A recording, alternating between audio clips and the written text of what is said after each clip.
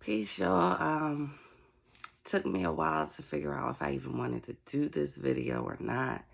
But I see I have a lot of new subscribers and even the old ones. And I want to thank y'all so much for subscribing to my channel. I know Nature Boys content is what brought y'all. So real quick, I just want to give a little bit of a introduction as to why I even have Nature Boy content on my channel. I started watching him in 2017, and initially what intrigued me was the fact that he had what I would have referred to as a community, all melanated people working together, growing fruits and vegetables, living out of this American system, which I do refer to as Babylon. And I thought that was just amazing. I have 2 young children myself, and I was just like, wow, that's awesome. And then obviously things happened to how they happened. One of the things that drew me, I've never really talked about this, but I actually grew up in West Philly in the Ansaar Muslim Community that Dr. Malachi Z York was the head imam of. I was probably about 5 or 6 maybe. I can't really remember because I was very young.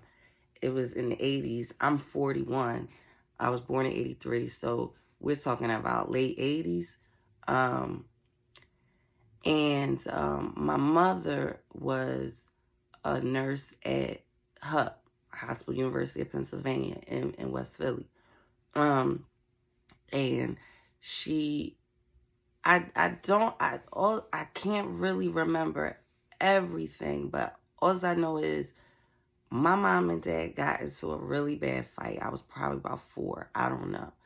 But they got into a really bad fight. Cops came, took my dad.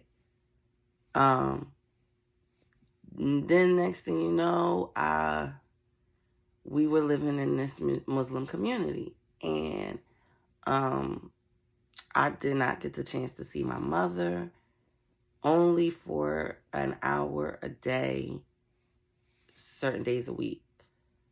I was in a house with other children.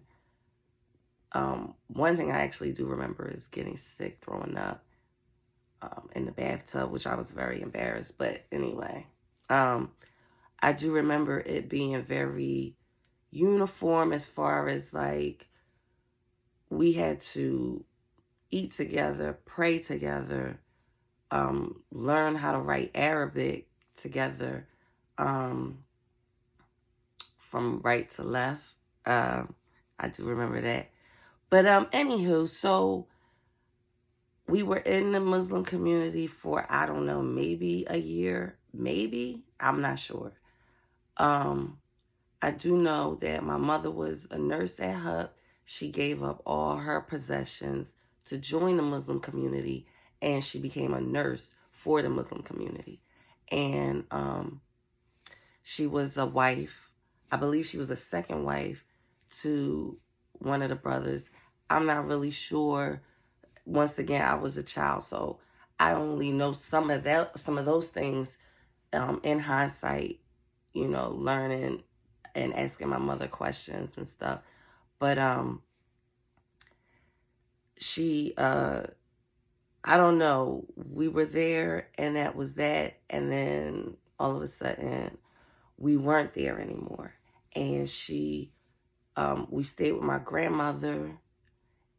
Once we left the community, we went back, stayed with my grandmother. And then my mom went back to HUP and she became a nurse for them again and returned to a normal life. After that, we left. I think we moved back to West Philly. And I grew up on 43rd and Locust until I was like 11, 12, like 12. But all of that is to say, you know, it had a lasting effect on my mother. I think to this day she deals with certain things, and it affected me as well because I grew up after that. I was exposed to many different religions after that. Jehovah's Witness, evangelical Christians. Um, the crazy thing is, I actually did go to a church out in Willingboro, New Jersey, which was the evangelical church. And there were, casting out demons and all of that. It was all of that. And so I was exposed to a lot of spiritual things at a young age. So it always fed that hunger for wisdom, knowledge, and understanding in my life as a child growing up. And once I became an adult, I decided, okay, I'm not going to subscribe to any religion, but I have my own personal relationship with the Most High, the Creator, and I'm good with that. Fast forward, I want to say 2011, 2010. I graduated from college, Augusta State, moved back home to Philly, met this cat who was a Hebrew Israelite, but he was from Philly and he was living in Florida, Jacksonville. I had wanted to go to Jacksonville, which was the whole crazy thing. How I even met him, he just so happened to park next to me in the parking lot of Walmart.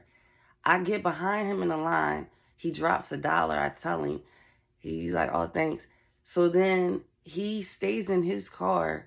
I see he's actually parked next to me. He wanted to tell me he appreciated me telling him about the $1, da-da-da-da. Next thing you know, we cool. We and nothing, you know what I mean? But I'm like, oh, Jacksonville, that's crazy, blase, blase. So we wind up connecting. We wind up moving to Jacksonville. And I wound up joining the Hebrew Israelites for a year. I call it boot camp, spiritual boot camp, because I don't subscribe to the camps. I don't like how I'm not going to get into that, but it's just the same with any cult. And all of this is to say, I even watched Sister Wives. R.I.P. to Garrison. That hurt my heart. Garrison is the son of Janelle. I don't know if anybody watches Sister Wives, but Cody is a Mormon who had 4 wives. He has 17 children, and one of them just recently unalived himself. And this is the awareness that needs to be put out there, because unfortunately, polygamy comes with this, fantasy world. And I almost even got caught up in it, being as though I have my children, because I wanted that tribe. I wanted that community. And what people have to understand is at the top there are people who have knowledge and are not using it in a righteous way. And I just want to put out there that righteousness, watch how someone lives their lives. Get the message, but also watch the messenger. Because if that person is not living how they're preaching, which is what the discrepancy was with that relationship with the Hebrew Israelite, is he was preaching a lot of good stuff, but he wasn't living it. And I was living it. I still live it to this day. I try my best to live righteously to this day. No, I don't always wear my head covered, and no, I don't always wear skirts, and but I do dress modestly. I do. I pray a lot, and that's one thing I will say. It does work. Just all I can say is, don't look to any man. Pray to the Most High. Pray to the Creator, the living God. Whether you call him Yahweh, Yahweh, Allah, whatever you choose to refer to him as, identify him as, just don't let anyone come in between your relationship, your personal relationship with the living God, the Most High, no matter how good they sound, no matter what they talking, listen, the Most High will show you who he is. I promise you that. I promise you that. Not no man, the Most High only. So just stay prayed up, stay vigilant. Please be aware of false prophets, because these are the times. We are living in those times that we've watched videos about and read in the scriptures about, Revelations and all that. We're here. We are here. And so just stay vigilant. We are his people. Listen, don't go astray. This is the time. Don't go astray. Don't go astray. Just pray. If there's anything else you want to know or have any questions, please feel free to hit me up. Reach out. So I'm gonna leave it at that, because I could tend to like ramble on. So with that, I pray that everybody stay safe and protected. Children, all of that. Just stay prayed up. Pray over your children, and just stay vigilant. Peace.